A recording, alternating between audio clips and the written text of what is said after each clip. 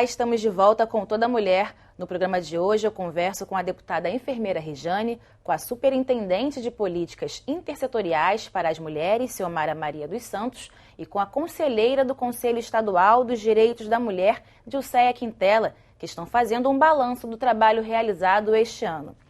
Deputada, um outro tema também, ainda dentro da questão da saúde da mulher, foi a questão da mortalidade materna, né? Que é um problema muito grande no Estado. Como é que foi essa audiência?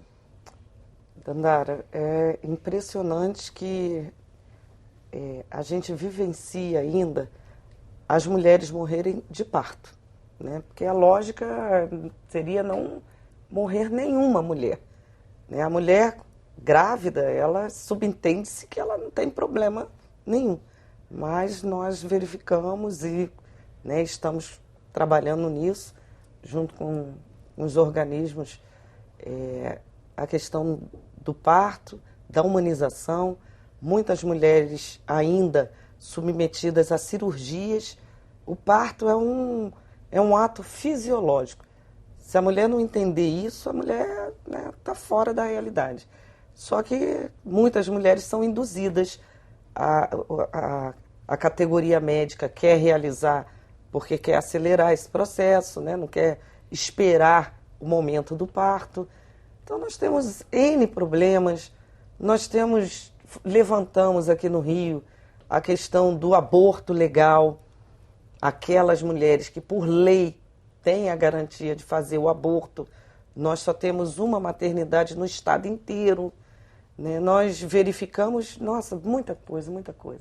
Então nós precisamos atuar em conjunto, nós precisamos chegar naquela mulher que está lá dentro de casa, que não tem muita informação. Como é que a gente consegue fazer isso?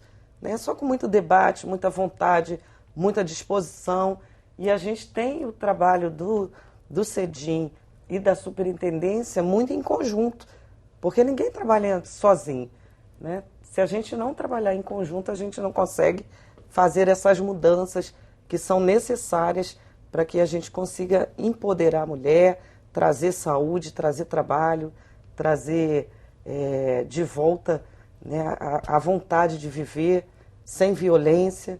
E eu acho que nossas convidadas têm muito mais a falar sobre isso do que eu. Então, eu penso que nós tivemos um salto importante nessa questão dessa relação do poder público, sociedade civil, poder legislativo. E penso que nós avançamos muito nos últimos 12, 13 anos. Por exemplo, essas conferências que nós acabamos de falar aqui. Antes de governo Lula e governo Dilma, não existiam essas conferências. Existiam conferências que a sociedade civil realizava, inclusive através do parlamento, né, da Câmara Federal. Realizamos algumas conferências da saúde e outras, mas debatíamos entre nós, debatíamos o que nós queríamos encaminhar ao governo. Quando você avança, e os conselhos têm esse papel, né?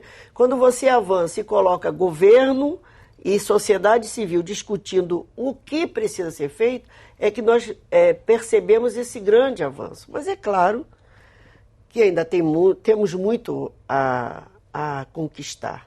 A Lei Maria da Penha, por exemplo, foi uma lei que já era um debate antigo no movimento de mulheres, essa questão da violência, de dizer que a mulher é minha mulher e se é minha mulher, né? Porque os homens têm essa mania de falar que é minha, uma possessividade impressionante, né? Quando a gente consegue aprovar a Lei Maria da Penha, que foi agora em 2006, mas a luta da mulher, antes você trocava a mulher, quando ela denunciava, tinha coragem de denunciar, o homem tinha que pagar com uma cesta básica. Aí o pai ainda chegava em casa e dizia para o filho, olha, está faltando isso, que eu tenho que pagar uma cesta básica e a sua mãe foi me denunciar. Então, quando a gente conquista a Lei Maria da Penha, é um grande conquista do movimento social, da sociedade civil, nessa discussão com o governo e com o parlamento, né? E com o governo é importante porque o CEDIM passou também esse ano, pelo menos uns 8 meses, discutindo o regimento interno do CEDIM. Exatamente. No sentido de avançar democraticamente. Só está faltando o governador mandar, né, mudar no Diário Oficial. Mas quais são os avanços desse regulamento? Então, nesse regimento interno, que é antigo, a discussão é mais do que 8 meses, na verdade. Tem mais de 4 anos, mas sempre teve uma dificuldade de dar esse passo adiante. E aí é importante agradecer aqui a enfermeira Rejane, né? Porque logo esse ano, quando ela voltou para a Assembleia, ela teve essa reunião com o CEDIM e nós colocamos nas mãos dela, fizemos essa discussão e felizmente já foi publicado em Diário Oficial e já está na mão do governador e nós estamos aguardando ansiosamente, porque o CEDIM, ele é de 1987, a sua lei de criação é de 97, então o regimento já está muito ultrapassado.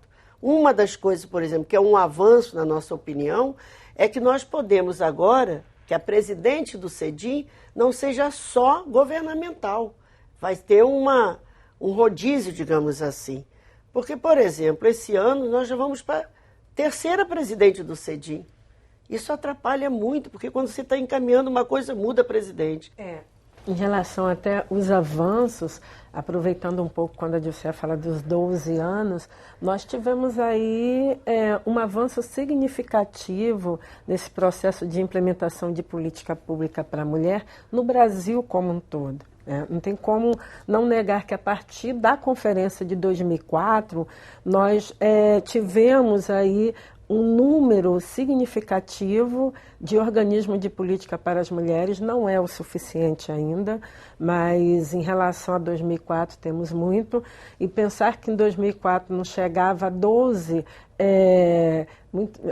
organismos no Estado, e hoje nós somos 29 organismos de política para as mulheres municipais, isso para a gente tem um significado. Poderia ser mais se alguns municípios não tivessem desmontado a política pública. Mas existe, infelizmente, no Estado alguns desses casos. Provavelmente nós estaríamos agora em torno de uns 30 e pouco. Agora, não podemos deixar de lembrar da questão da violência contra a mulher. Porque a violência contra a mulher hoje são em torno de 36 serviços voltados especificamente para atender as mulheres em situação de violência. Nós temos uma legislação que favoreceu essa ampliação. Juizado não é o suficiente, mas o fato de ter juizado da violência doméstica e familiar contra a mulher, com equipe multidisciplinar, com juízes voltados para a temática, ampliação de delegacias. A cada conferência a gente escuta a sociedade civil falando, nós queremos uma delegacia em cada município. Não temos ainda. E a ampliação dessa estrutura faz com que as mulheres agora passem a denunciar mais também. É importante ampliar essa estrutura. E o Estado do Rio foi importante, até na conferência. Porque a menina falou do quantitativo, né? De aumento da violência. Mas nós precisamos analisar também o dado. Não é só aumentou a violência contra as negras, porque ela passou essa informação. E os centros especializados de atendimento à mulher são serviços fundamentais para a mulher romper o ciclo da violência. Eu já estive como assistente social dentro de um e pude acompanhar como teve mulheres que conseguiam romper, e mais do que romper o ciclo da violência, é o resgate da própria vida dela em relação a várias outras situações. E também não podemos deixar de lembrar os programas que hoje estão voltados para essa área, o Via Lilás no estado do Rio de Janeiro, que hoje a lei do feminicídio, o grande boom de ampliação de política pública para a mulher foi a lei Maria da Penha. O feminicídio, ele hoje vem qualificar o que antes era considerado homicídio simples no nosso Código Penal, que ainda é o de 1940. Então isso é fundamental. Dentro da questão da violência contra a mulher, a comissão também participou de uma programação que foi da 16 dias de ativismo pelo fim de violência contra as mulheres, né? Como é que foi esse trabalho realizado pela comissão? Esse trabalho foi em conjunto, né? A gente não trabalha sozinho, né? A questão da violência ela é fundamental para a gente romper essas amarras.